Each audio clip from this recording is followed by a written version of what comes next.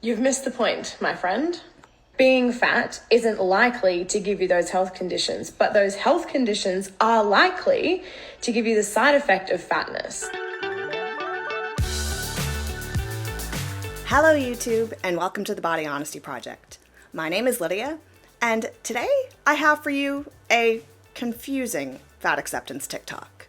Yes, it's full of delusional thinking and misinformation, but what's confusing about this one is that when she tried to make her point, she actually contradicted herself and proved our point, and then missed the point altogether.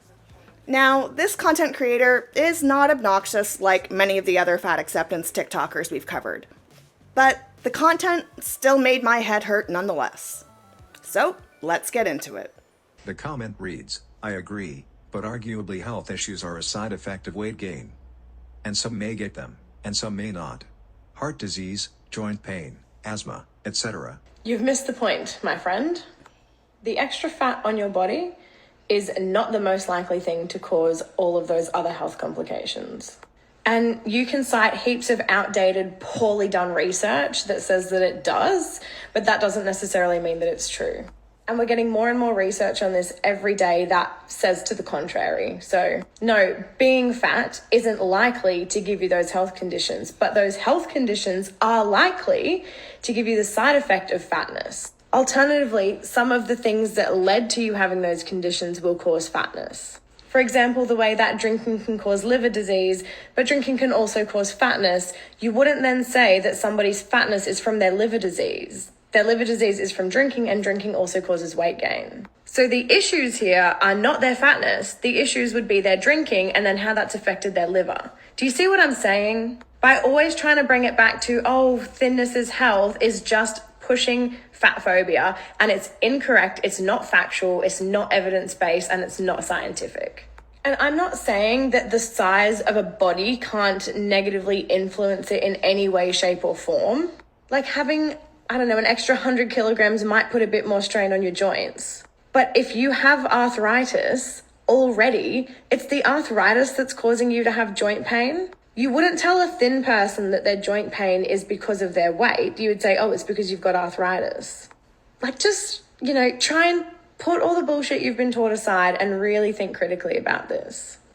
First of all, don't you love how she starts the video off with, you missed the point, and then proceeds to miss her own point? Now, there are a lot of points that she made in this video, so let's try to dissect them. Let's start with the first claim that the extra fat on your body is not the most likely thing to cause all of those other health complications. And like most other fat activists, the claims are usually that the studies on obesity are old and that there are much more relevant and current studies out there that prove that obesity is not harmful. Well, is that true? Is that really true? Because Google is free, y'all, and we can all do our own research. And if we do a Google search, we can see, yeah, there are a lot of older studies on obesity. But there are also a hell of a lot of new studies on obesity. One's from this year, one's from last year, one's from a few months ago. And you know what? They all prove that obesity is dangerous. Yes, if you dig, you can find a couple rogue studies out there that may suggest that obesity may not be as harmful in certain areas as doctors once thought it was. But the overwhelming amount of support, scientific evidence, and research that exists against obesity is not even close. For every study that says that obesity is healthy, there have got to be thousands that say the opposite. And searching only for these particular studies is certainly the definition of cherry-picking evidence. Then we get to the part that's confusing, but also a little funny to me. And that's the part where she says that being fat isn't likely to give you those health conditions, but those health conditions are likely to give you the side effect of fatness. So does that mean that fatness doesn't cause diabetes, but diabetes causes fatness? Is that what she's trying to say? because that's what I thought she was trying to say, but this is how she explained it. For example, the way that drinking can cause liver disease, but drinking can also cause fatness, you wouldn't then say that somebody's fatness is from their liver disease. Their liver disease is from drinking, and drinking also causes weight gain. So, by using her own logic, alcoholic fatty liver disease is caused by drinking. Drinking also causes fatness. So people that have alcoholic fatty liver disease don't have it because they are fat. They have it because of their drinking.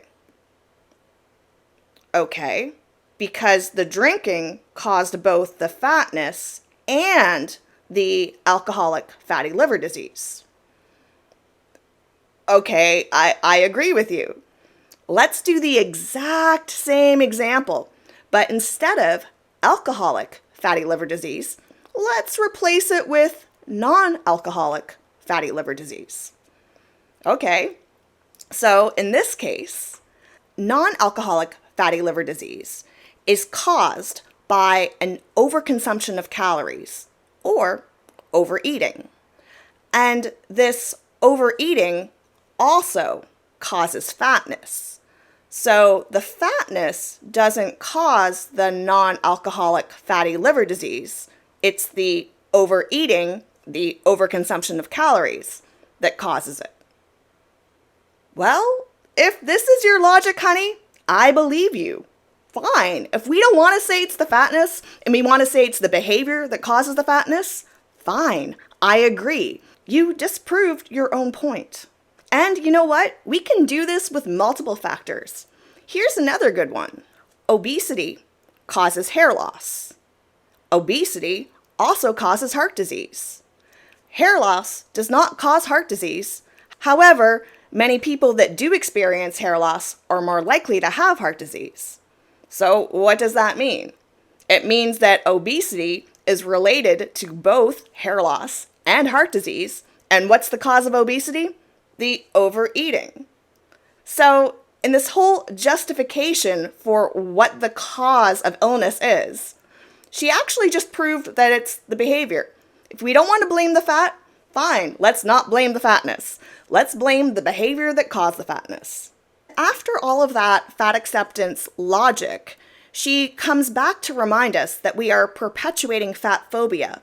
By always trying to bring it back to, oh, thinness is health, is just pushing fat phobia, and it's incorrect, it's not factual, it's not evidence-based, and it's not scientific. I hate hearing these arguments over and over again because whenever they say them, I'm always screaming, where is your evidence? Where are your facts? Just because you don't want to believe the evidence does not mean that the evidence does not exist. Just because you don't want to believe that the information is not backed by science does not mean that it isn't backed by science.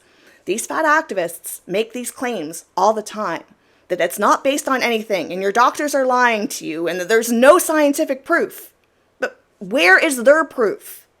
The only studies I've ever seen from the fat acceptance community are either anecdotal or they only make a suggestion. Show me some real facts, and not someone's magazine article personal story.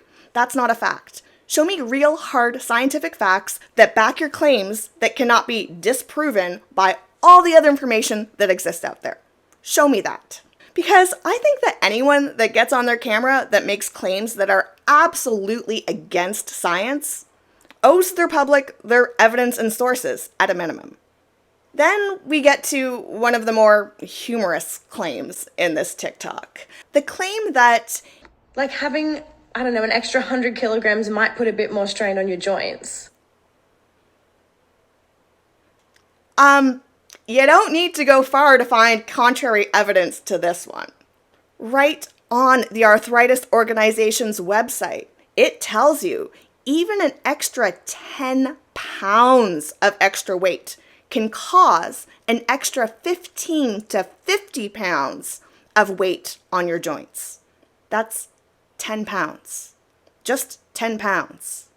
What does 100 kilos do? 100 kilos. Oh my goodness, that is like 800 pounds. Now, does that sound like a little? No, that sounds like a lot. And if you research arthritis, yes, it's entirely possible to have arthritis without obesity. But if you don't have arthritis and you are obese, you can certainly develop arthritis.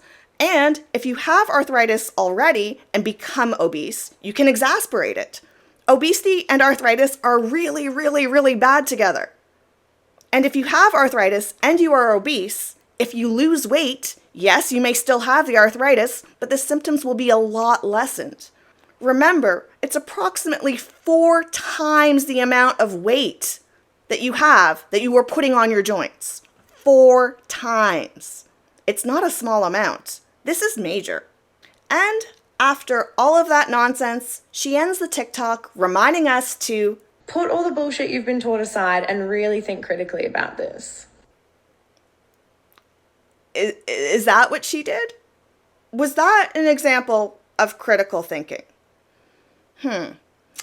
Taking scientific information and cherry picking what you want to believe from it, taking actual scientific evidence and saying that it's irrelevant and is not based on anything, not looking for current information that supports the idea that obesity is bad for you, not understanding your own logical breakdown on the causes of diseases and fatness and the causes of fatness, and the outright denial of science without doing any of your own research that will easily disprove what you're saying.